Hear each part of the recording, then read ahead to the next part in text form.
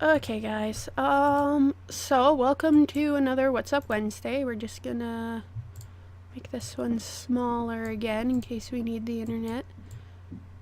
We're gonna make this one. There we go. Just put you back. Put you back in behind there. There we go. Okay. So welcome to. Sorry, sinuses.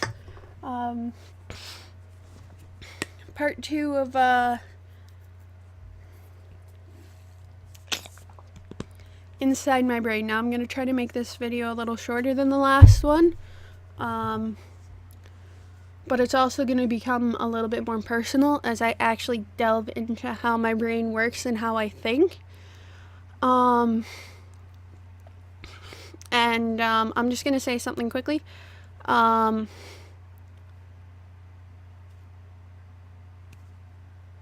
This, like, the idea of doing this has been on my mind for, like, ever, but at the same time, it's also something that kind of scares me because it's going to be, number one, difficult because of the specific disabilities that I have.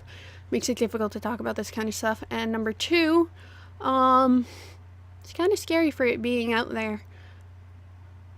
You know, but I mean, like, I feel like I should, because I have committed to doing this, and I feel like if a lot more of us start opening up about our disabilities, that it'll become less of a stigma and less of a problem.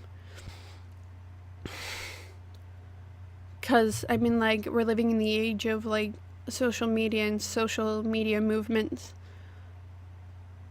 And we have so much information at our fingertips, but nobody's going to sit there and read an article about how this person's brain works or that person's brain works or how this disability does that or that disability does that. There are different types of disabilities. In my mind, because of my Asperger's, I like to group things a lot. Either that or it's ADHD, I don't know. Just my brain, inside my brain, I like to group things together a lot. So I'll, when I space out, sometimes I'm deep in thought, like, oh, this goes with this or that goes with that. Or even, like, the way that, a good example, this is why we have the edit scene stuff on for this. I'm gonna get this so you guys can see. I have my Steam open, so I want you to see how I have my, hold on. That's not gonna help with my face being over there. Face is gonna go over here. Okay, so I want you to see how I have this stuff organized. That I have games, which is the automatic default. I have favorites, and it bugged me for a while because I couldn't figure out how to organize it. Sorry, I'm just gonna turn up the gain a bit.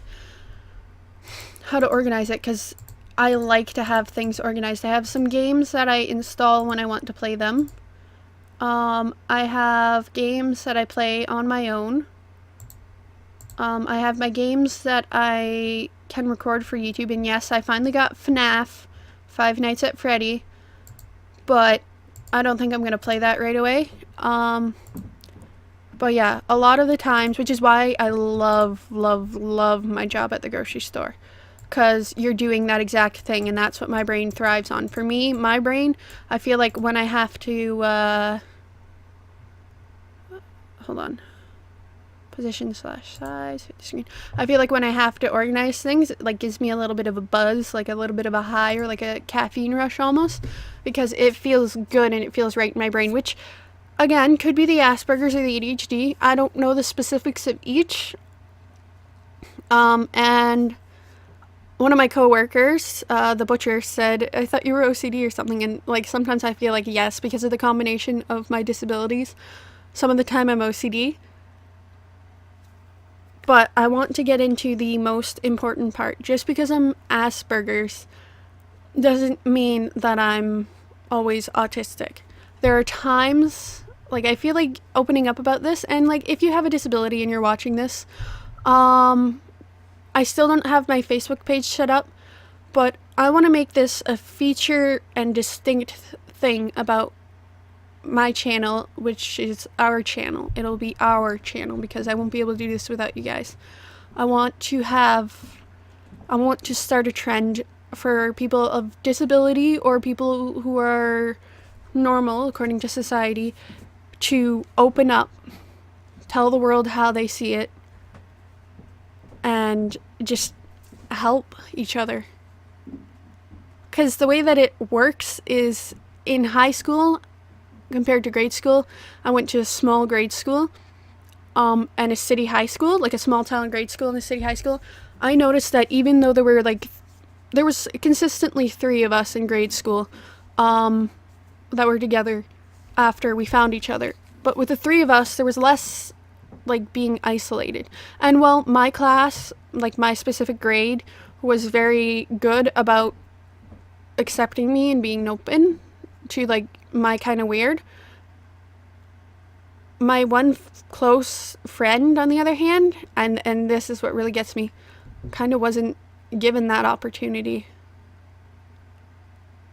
Well, those girls may seem nice on the outside, sometimes they weren't the nicest on the inside. And when somebody's that different, I can understand why you wouldn't want to be associated with them as a child, but that affects them.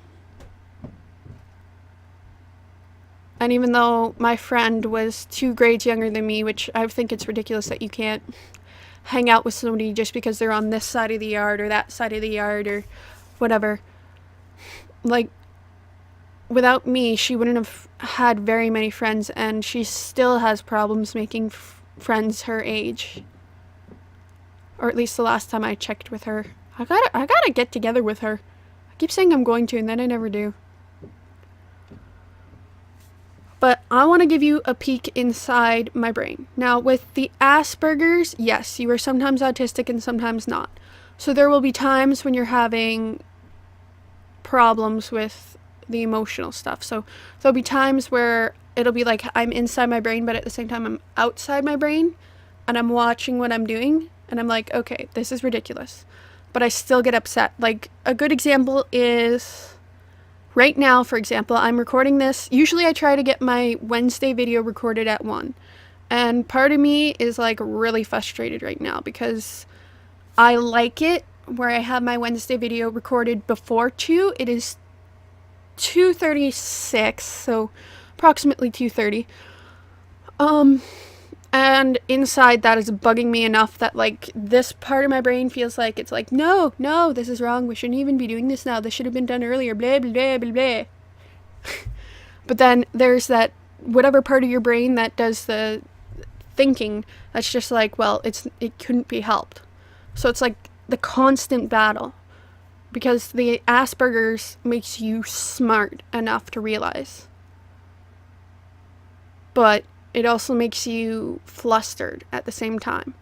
So there are many moments in life where this happens to me, and I didn't know what it was when I was younger because I only recently got diagnosed with Asperger's. Note of thing, I don't know how to put it, but if you think you or your child, or if you've thought for a while that you or your child has something wrong with them, whether they're male or female, well, it's not technically wrong. I mean, like, Asperger's does make you a genius, aka Sheldon Cooper. Anyway, but if you think that your child has a problem, but, like, for me, I went to a pediatrician most of my life, and even if the pediatrician says no, ask, especially if they're ADHD, because I've recently discovered that a lot of the ADHD and Asperger's symptoms are the same. And my dad always used to say, well, there must be something else. There must be something else. There must be something else. And he was right.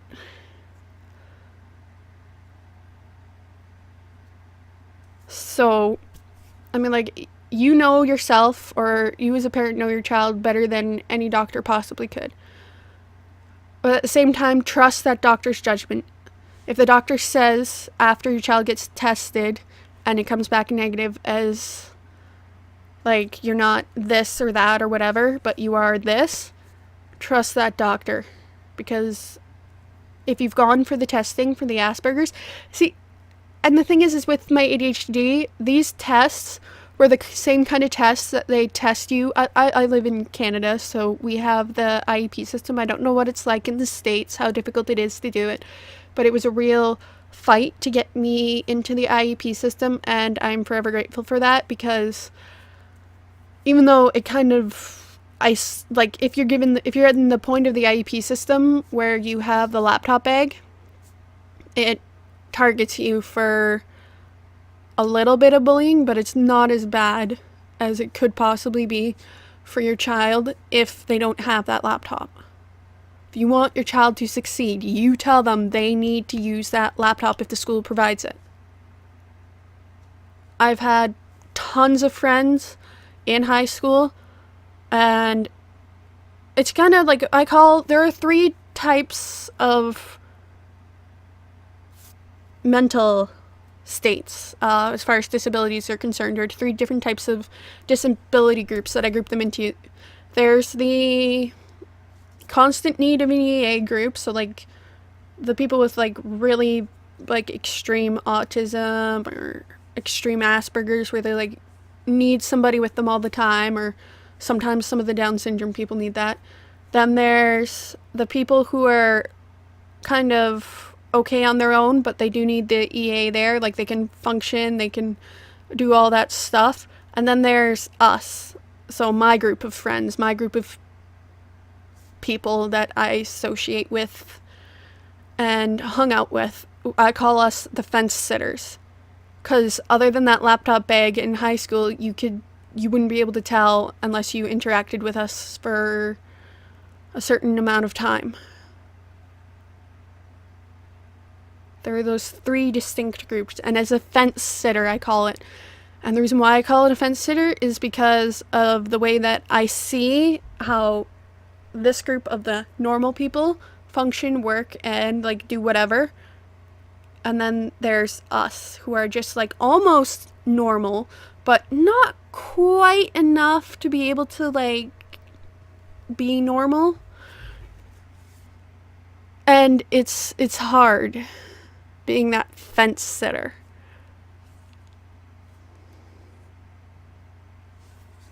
Because, well, they categorize all of us into one. They themselves don't realize how smart half of us are. I mean, like, as I've said last week, the Asperger's gives you a heightened sense of intelligence with impaired emotional whatever. Therefore, that in itself makes you different. Now, for me, it's a constant struggle inside my brain sometimes. As I've said before, there will be times when I'm having my, when I'm upset, let's just go with that. And for me, personally, inside my brain, I can tell that it's ridiculous. And since I've gotten help, since I've gotten diagnosed with Asperger's, it has been a big help, because now I know why I have those outbursts, which in itself was frustrating for me. It was so frustrating for me, because I would get upset because I was upset, which would escalate my upsetness, which would make me more upset, and the vicious cycle continues, which then led to the stereotypical screaming, yelling, crying, all that stuff that you see with autistic or Asperger's children, which is not pleasant to see. And then if I've lucked out, I've never had anything like that happen at school, like where I've gotten that flustered, and I've never had anything like that happen in public. It's usually when I'm at a home, I don't think about it. And being a fence sitter, you can see the difference between being normal and being special. Like, being in public, it's more of a reminder for someone at my level that you're different, and you have to keep an eye on these differences, or you won't be able to socialize, people won't look at you the same. Now, for me personally, I find that there are moments when I'm in them and I know that it's not the way that I should be acting, like not like as in like if I'm that upset, but there are different, I don't know how to explain it. It's like weird because I know that I've probably said something weird, but I don't know what I said, kind of thing, or I've done something outside of the normal spectrum of human behavior, like, I don't know, spaced out. By the way, if you're wondering where people like me go when we space out, sometimes I don't even know. Sometimes it's because we're deep in thought and we lose concentration and we go into those thoughts. Other times it's we're going into those thoughts and then our brain's just like, end of story. That's it. It's like this. It's like I could be talking to you and like that. It's crazy. And the thing is that like there are times when it's ridiculous things where inside my brain part of me just wants to like get emotional about something, but then the rational reasonable side is like, no, it's fine. Like, I don't know. The recording is kind of justified for me getting a little frazzled because things had to be done down here that would have been too noisy for this video. So that was number one. And see, this is what I do. As a person with Asperger's, or even any kind of emotional inhibitor, you have to go through these logical things. Now, I'm gonna, anybody who's watching this with said disabilities or something where you realize you're upset for stupid reasons, do two things. If you're in a place where you are needed to do something, like in a public place or something like that, tell the person that is in charge. So if you're in high school and you're in class and you're upset, chances are if you get upset in school or something like that, you will have an EA with you. So usually the EA is more likely to let you go than the teacher. But if not, then ask to go to the bathroom or something like that. Take the time, talk yourself down from your upsetness, and then return. Because the only way you will overcome these situations is by facing them. If you have to step back, take a breather, do it. Now, what I do when I find something upsets me more than it should with my brain, now that I know that it's Asperger's, I know now to talk myself down, to calm myself down, usually. Unless I'm too tired to think about that. And there will be times when I'm too tired to think about that. But for me, what I'll do is I will say, this is just that disability. This is ridiculous. Breathe. Think it out. Why is this happening? And then from the why is this happening because I'm upset, I'm tired, or I don't want to be bugged? And if I don't want to be bugged or something like that, is it important to somebody else that I do whatever it is? So for me, I find that inside my brain, when these things are happening, there's that conflict. And this happens a lot, actually, for me. When I was younger, I mean, like, I just have my outbursts. I mean, like, I loved being at school, despite the fact I didn't have very many friends when I was in grade school. And then in high school, I had my close-knit group of friends who were like me, and they understood. But at the same time, it's like, well, you know? And I don't get it. Like, I don't understand how to explain it completely, but I really hope I've done a good job of explaining at least the emotional upset part. Now, as far as like my intelligence and how I view the world, which is what we're going to get into for the next 10, maybe 15 minutes, with the ADHD and the Asperger's, especially, Asperger's people tend to have, and autistic people tend to have one thing they're really good at. with the ADHD, it gives me the ability to notice things like everything. Everything. Like right now, I'm staring at this speck near my camera, and I'm hoping to God that when I clean it off, I don't end up smudging my camera. It's just sitting right there. Just right there. Like, literally, when I go out into public, I like to have... This is why I used to wear headphones at school, even though I used to break them all the time. This is why I liked to have my music. Because when you go out into public with a disability like this, you have that constant stimulant, that constant sound that you can hear everything. Everything. Everything. Did I say everything yet? I'm like spacing out here. Seriously though, like, it is so hard to do it sometimes that, like, that's why my head, if anybody who knows me from high school knows that my feet would be going, my head would be turning. Sometimes that meant my torso went with it, and the backpack went pew, and slammed into somebody. Apologize if I've ever taken you out with my backpack or my laptop bag. Just sincere apologies. I can't help it. I'm literally just like picking everything up. It's like the way that my microphone works. I want you to telephone, floor, chair, me, that buzzing,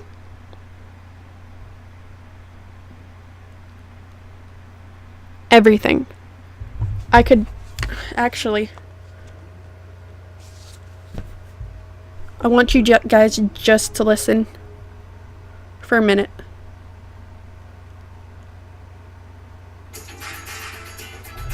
Thanks for holding. Can I have 2 more minutes? Okay.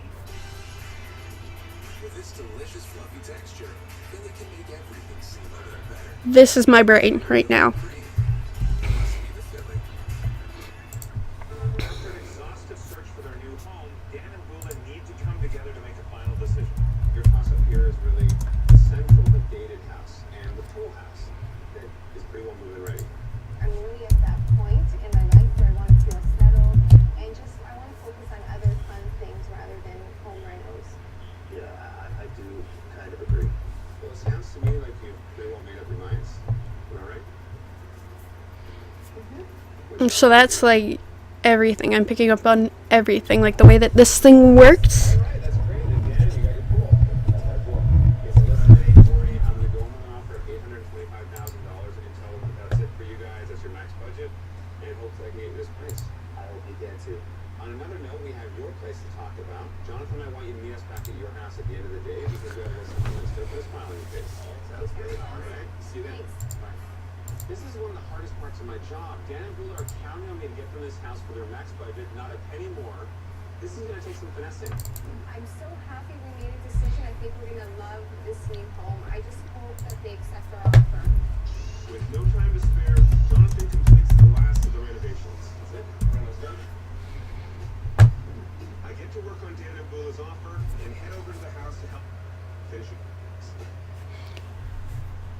Like literally, all the time whenever I go out into public.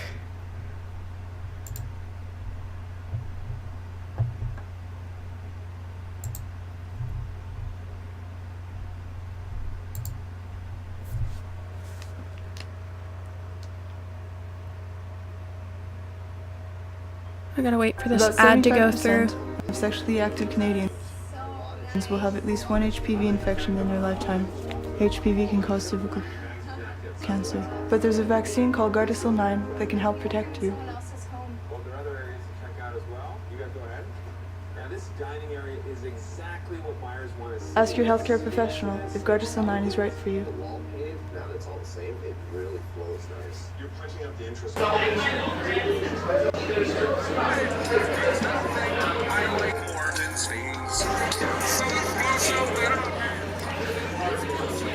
Do you hear that?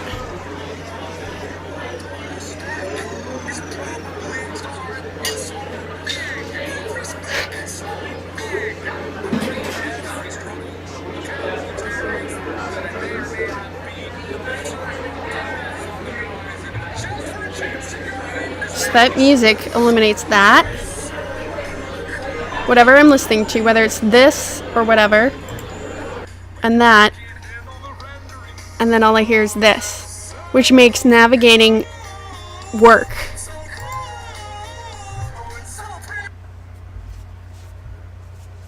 But without that, all that sound, because you couldn't see it, because you were looking at me while I was figuring this out, all that typing, all that stuff, that's how it feels to be inside my brain in public, unless either A, like at work, I have something to do, or B,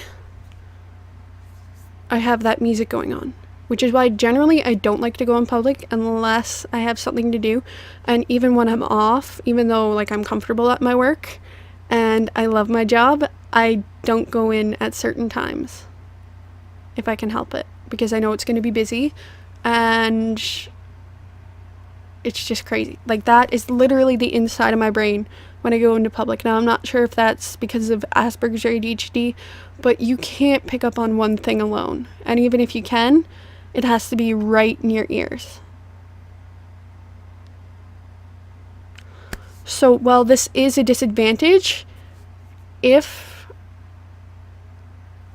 like I were to be, I don't know, the disabilities I have specifically, if let's say as an example, something like the forest were to actually happen or something like that, I would be more geared to survive because of my heightened sense, being able to pick up on every sound going on. Well, at the same time, making it slower to process it, it still makes it good, because I don't know. But that also makes me good at taking care of children, which was something that I did a lot in grade school and a little bit in high school. Because I can hear the multiple children at once, and even though it takes me a little bit of time to figure it out, I can say, yes, Tommy, you can have your juice box. No, Tommy, you can't. No, Susie, don't put it. No, yes, hi. But yeah, anyway, this video is going on long enough, and I really hope that this helped a little bit to understand how my brain works, and if not, I can always try again. I will try to do more with disabilities. But I mean, like, if you're disabled and you're watching, I want you to do one thing for me.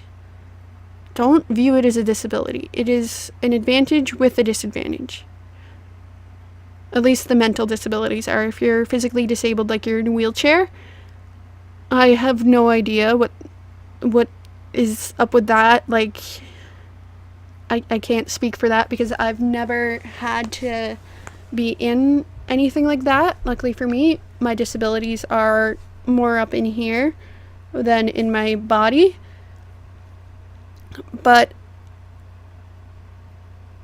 like, I want people with disabilities to talk about it. So if we wanted to start a movement or something like that, those of you who watch me, please try to do something similar to this.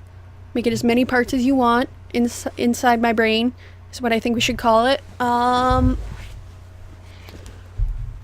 And yeah, so I hope you guys have a nice week. As I've said, I did get FNAF, so we will be doing some of that in October. I will be finished. I can't do the Lego Harry Potter because there's a glitch and it won't let me continue. So that game, because I enjoy it, I'm still keeping the game. I'm not deleting it off my computer.